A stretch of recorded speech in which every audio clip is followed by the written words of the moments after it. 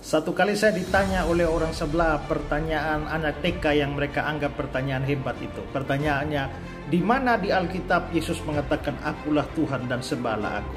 Lalu saya nanya, di mana Yesus pernah mengaku aku bukan Tuhan, jangan sembah aku? Pernah? Coba tunjukkan ayatnya. Yesus bilang, aku bukan Tuhan, jangan sembah aku. Senjata yang sama saya hantam kembali ke kepalamu. Pendeta yang terhormat ini mengatakan, di mana Yesus mengaku dirinya bukanlah Tuhan, jangan sembah ia. La ilaha illallah Muhammadun Rasulullah alaihi salatullah wa alihi wal ahibba. Bismillahirrahmanirrahim. Assalamualaikum warahmatullahi wabarakatuh. Alhamdulillahilladzi khalaqal mauta wal hayata liyabluwakum ayyukum ahsanu amala wa huwal azizul ghafur. Salatan wa salaman ala nabiyyina Muhammad sallallahu alaihi wasallam alladzi qad hamalan nas minadh dhulumati ila nur minal jahiliyah ilal islamiyah. Alhamdulillah, sahabat Allah masih mengizinkan kita untuk berjumpa kembali pada kesempatan yang sangat berbahagia ini. Alhamdulillahirabbil alamin.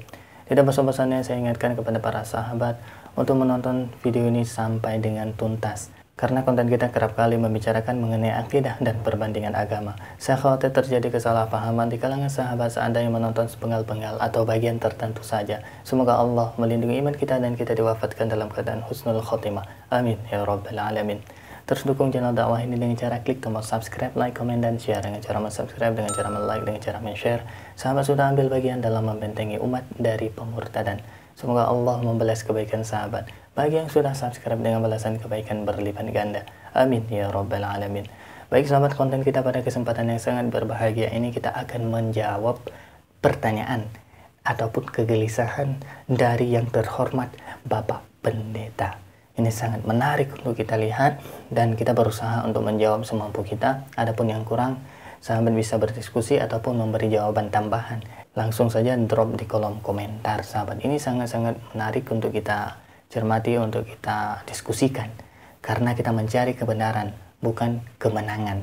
Karena kebenaran adalah sesuatu yang hak, kebenaran sesuatu yang mutlak. Dan Tuhan yang berhak disembah hanyalah Allah Subhanahu wa Ta'ala. Adapun kita kepada saudara-saudara yang di luar daripada Islam, ya kita sangat menyayangi mereka.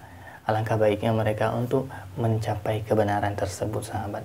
Baik, sebelum kita komentari lebih jauh, alangkah baiknya kita mendengar dulu pertanyaan dari yang terhormat Bapak Pendeta. Ini dia cuplikan videonya. Saudara-saudara, satu kali saya ditanya oleh seorang Islam, mengapa orang Kristen menjadikan seorang manusia jadi Tuhan? Saya tanya, maksudnya siapa? Yesus. Yesus itu manusia yang dijadikan Tuhan. Saya bilang, kamu salah. Tidak ada orang Kristen yang menjadikan manusia jadi Tuhan. Bahkan kami percaya Tuhan pun tidak bisa menjadikan manusia jadi Tuhan. Yang kami percaya itu adalah Tuhan jadi manusia. Kalau manusia jadi Tuhan, mustahil. Tuhan jadi manusia, apa yang mustahil? Sekarang saya tanya, Tuhanmu orang Islam itu, ya, maha kuasa nggak? Maha kuasa. Maha kuasa itu apa? Artinya maha segalanya, bisa segala sesuatu, bisa. Sekarang saya tanya, kalau Tuhanmu mau jadi manusia, bisa atau tidak?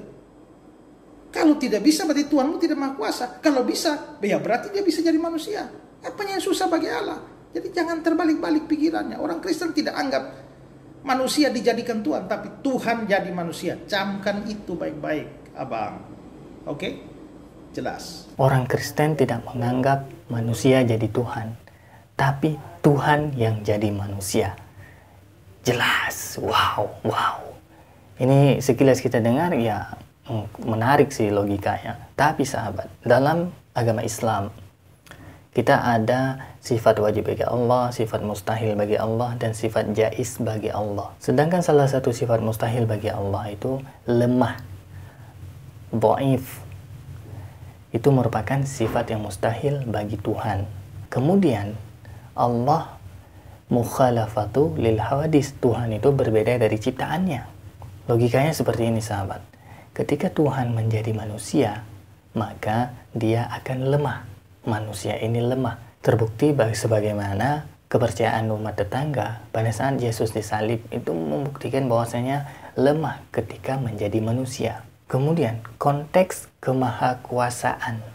Konteks ini jangan kita pahami Tuhan itu bisa menjadi segalanya. Karena ada sifat-sifat yang mustahilat, yang tidak masuk ke dalam ranah mustahilat, yang mustahil, yang nggak masuk. Contohnya Tuhan menjadi manusia. Kalau begitu, kami berhak dong menanyakan kepada Tuhan umat tetangga. Kalau gitu Tuhan bisa juga jadi tai dong. Kan tidak mungkin Tuhan jadi tai, na'udzubillah. Ini suatu hal yang cacat logika. Bahkan ada diskusi juga sahabat yang mengatakan ketika Tuhan menjadi manusia, dia ingin menyelamatkan manusia. Andai kata Tuhan ingin menyelamatkan babi, maka Tuhan menjadi babi. Tidak mungkin. Ini suatu sifat mustahilat namanya, ranah mustahilat yang tidak mungkin Tuhan menjadi demikian. Bukan berarti Tuhan tidak maha kuasa, bukan berarti Tuhan itu tidak maha agung, tidak bisa segalanya. Akan tetapi itu merupakan ranah-ranah makhluk. Kalau begitu Tuhan bisa juga sakit dong dan sebagainya. Na'udzubillah. Itu sifat-sifat lemah yang dimiliki oleh manusia yang berbeda dengan sifat Tuhan. Jadi kami katakan bahwasanya Tuhan itu ketika menjadi manusia dia akan lemah, zatnya akan lemah, dan itu kami sebagai orang Islam, sebagai ahlu sunnah wal jamaah sangat menolak ataupun menentang. Karena salah satu sifat mustahil bagi Allah, salah satu sifat mustahil bagi Tuhan merupakan lemah, dhaif. Semoga menjawab sahabat. Adapun yang kurang, sahabat bisa drop di kolom komentar. Kemudian ada satu pertanyaan lagi sahabat, dan ini juga sangat menarik untuk kita dengarkan dan kita diskusikan. Baik, ini dia cuplikan videonya. Satu kali saya ditanya oleh orang sebelah pertanyaan anak TK yang mereka anggap pertanyaan hebat itu. Pertanyaannya, di mana di Alkitab Yesus mengatakan akulah Tuhan dan sembahlah aku? Saya sebenarnya bisa jawab pertanyaan anak TK ini, tapi saya memilih menjawab dengan pertanyaan lain. Saya tanya balik dia, mengapa kamu baru mau terima Yesus Tuhan kalau Yesus mengaku sendiri? Kenapa Yesus ngaku baru kamu percaya? Lalu dia bilang, loh, kalau Yesus nggak ngaku dia Tuhan, kenapa saya harus percaya dia Tuhan? Lalu saya tanya dia, kalau begitu kamu nggak percaya Yesus Tuhan? Ya, saya tidak percaya Yesus Tuhan.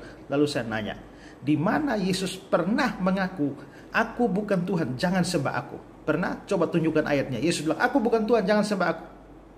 Nggak pernah kan? Kalau nggak pernah, kenapa kamu tidak percaya dia Tuhan dan mengatakan dia tidak boleh disembah? Coba kamu mikirlah. Senjata yang sama saya hantam kembali ke kepalamu.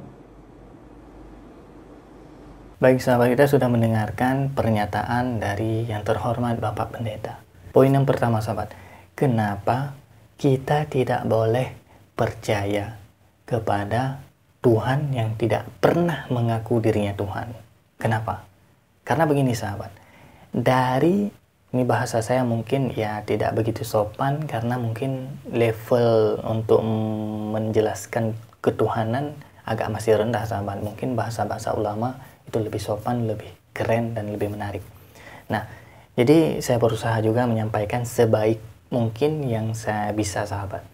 Nah, level Tuhan dengan level makhluk, level pencipta dengan level ciptaan tentu saja sangat berbeda.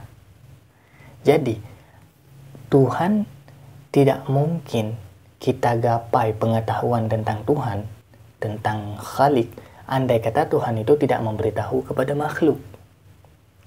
Tidak mungkin kita dapat mengenal Tuhan andai kata Tuhan itu tidak bisa, andai kata Tuhan itu tidak mengaku dirinya Tuhan, tidak menjelaskan dirinya Tuhan. Dalam Al-Quran sangat jelas Allah mengaku Tuhan, sembahlah beliau. Walaupun umat manusia berjuta-juta, bermiliar-miliar mengangkat Tuhan, maka itu tidak jadi Tuhan. Berijtihad, maka dia tidak akan mendapatkan Tuhan, tidak akan menemukan sosok Tuhan yang sejati sebelum Tuhan itu mengaku dirinya Tuhan dan disampaikan kepada makhluk melalui Rasulnya, melalui para nabinya.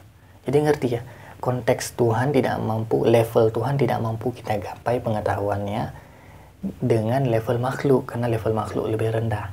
Andai kata Tuhan tidak mengaku dirinya Tuhan, maka kita tidak akan pernah tahu sampai kiamat siapa Tuhan yang sebenarnya, siapa Tuhan yang sejati. Maka oleh karena itu dalam Bible tidak ada satupun ayat yang Yesus itu mengaku dirinya Tuhan. Nah, kemudian dihantam balik dengan pertanyaan ke kepala kita sama, wow, ini sangat menarik. Ketika si Bapak yang pendeta yang terhormat ini mengatakan, di mana Yesus mengaku dirinya bukanlah Tuhan, jangan sembah ia. Nah, kita sebagai Muslim wajib beriman kepada Yesus itu sebagai Nabi dan Rasul Allah yang mulia. Dalam Al-Quran sangat diagungkan Yesus. atau dikenal dengan Nabi Isa. Sosok yang sama walaupun dikenal dengan banyak nama, sahabat. Baik, saya akan memberikan salah satu ayat Bible, yaitu pada Injil Lukas pasal 7 ayat 16. Ini juga turut saya tampilkan semoga sahabat juga bisa dapat membacanya. Semua orang itu ketakutan dan mereka memuliakan Allah sambil berkata, seorang nabi besar telah muncul di tengah-tengah kita dan Allah telah melawat umatnya.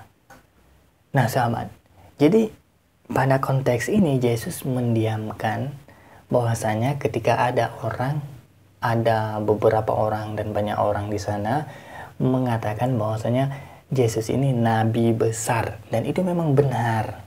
Nabi Isa ini merupakan nabi yang sangat besar dan sangat diagungkan dalam kepercayaan kita. Termasuk nabi ulul azmi yang kesebarannya di atas rata-rata. Ya, nabi yang sangat luar biasa bisa kita katakan ada 5. Nabi Muhammad juga termasuk sih. Nah, oleh karena itu Yesus ini mengaku dirinya utusan, dan ada beberapa ayat yang lainnya sahabat bisa searching di internet cukup banyak. Di googling aja cukup banyak sahabat, atau bisa juga buka Bible itu sendiri. Yesus mengaku dirinya utusan, Yesus itu nabi, bahkan ada kutipan, saya lupa ayat berapa, seorang nabi dihormati di mana-mana. Ini Yesus sendiri yang mengatakan, kecuali di tanah kelahirannya. Jadi pada umumnya nabi itu tidak dihormati di tanah kelahirannya, tapi dihormati di mana-mana sahabat. Maka oleh karena itu, mengenai tentang Tuhan, kita tidak bisa menjudge, kita tidak bisa langsung mengklaim bahwasanya Tuhan itu ini, selama Tuhan itu tidak mengaku dirinya Tuhan. Akan tetapi ketika Tuhan itu mengaku dirinya Tuhan, maka itulah Tuhan yang sejati, tentunya di dalam kitab suci, bukan di dalam pernyataan surat-surat Paulus, bukan di dalam pernyataan surat-surat lainnya sahabat, ataupun pihak yang lainnya yang tidak otentik sahabat. Kita mencari kebenaran bukan kemenangan. Baik sahabat, demikian yang dapat saya sampaikan. Yang baik datangnya dari Allah, yang salah murni dari keterbatasan ilmu. Saya mohon diperbanyak maaf dan saya mohon ampun kepada Allah Subhanahu wa taala. Terus dukung channel dakwah ini dengan cara klik tombol subscribe, like, komen, dan share. Dengan cara subscribe, dengan cara like, dengan cara share, sahabat sudah ambil bagian dalam membentengi umat dari pemurtadan. Semoga Allah membalas kebaikan sahabat bagi yang sudah subscribe dengan balasan kebaikan berlipat ganda. Amin ya rabbal alamin. Terima kasih bagi yang sudah menonton. Hadanallah wa iyyakum ajma'in. Akhirul kalam, wassalamualaikum warahmatullahi wabarakatuh. لا إله إلا الله محمد رسول الله عليه صلاة الله وآله والأحبة